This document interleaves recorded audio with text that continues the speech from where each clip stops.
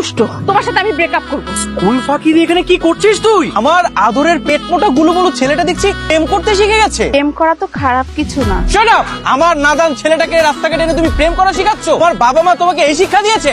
আমার ছেলে রাস্তাঘাটে এসে এরকম একটা রাস্তাঘাটের মেয়ের সাথে প্রেম করছিস? প্রশ্নই আসে না। এই মেয়ে, ডাকো তোমার মাকে, এক্ষুনি ডাকো। আপনার এত বড় সাহস, আপনি আমার মেয়েকে বকেছেন? আপনার মেয়েকে তো আপনি শিক্ষা দিতে পারেননি, শিখিয়েছেন স্কুল পালিয়ে কিভাবে প্রেম করতে হয়। সেই অবুঝ ছেলেকে ভুলিয়ে বালিয়ে রাস্তাঘাটে নিয়ে বাগানে নিয়ে প্রেম করছে।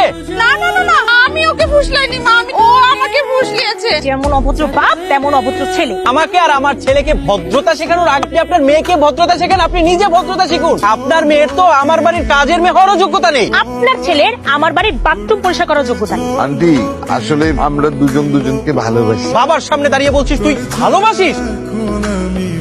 তোমার এই দুই ছেলে মেয়ে কি বাদর হয়েছে তুমি জানো? সারাটা দিন পড়ালেখা বাদ দিয়ে রাস্তাঘাটে পই পই করে ঘুরে বেড়ায়। তোমার এই বড় ছেলে আমার মান ইজ্জত সব ধুলোয় মিশিয়ে দিয়েছে। রিয়া চৌধুরী তার মেয়ের সাথে রাস্তাঘাটে গিয়ে বাগানে গিয়ে জোরজানে গিয়ে প্রেম করে বেড়াচ্ছে। ভালোই করেছে। ভালো করেছে?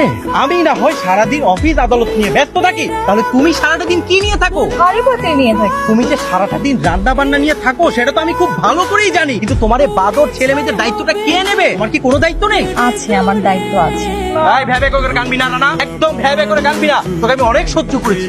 আমার বড় ছেলে রাস্তাঘাটে যে মেয়েদের সাথে প্রেম করে গেল। তোদের কি লজ্জা শরম বলতে কিছু নেই? আমি একসাথে বাসা সামলাবো নাকি বিজনেস সামলাবো, কত কি করবো আমি? এই বয়সে বিয়ের কথা? কত বড় টাউট হয়েছিস তোরা, তোদেরকে আমি মানুষই করতে পারলাম না। আবার মুখের উপর কথা, তোদের কাছে। তোদের জায়গায় আমি যদি কুকুর এনে পুষতাম আর তাদেরকে স্কুল ড্রেস পরিয়ে যদি পরীক্ষায় বসিয়ে দিতাম, তারাও তোদের থেকে ভালো রেজাল্ট করতো। আব্বু, আমি তো সব বিষয়ে পাশ করেছি, শুধু গণিতের ডাব্বা। গণিতে ডাব্বা বানলি কেন? তোদের দুজনের খাওয়া দাওয়া বন্ধ।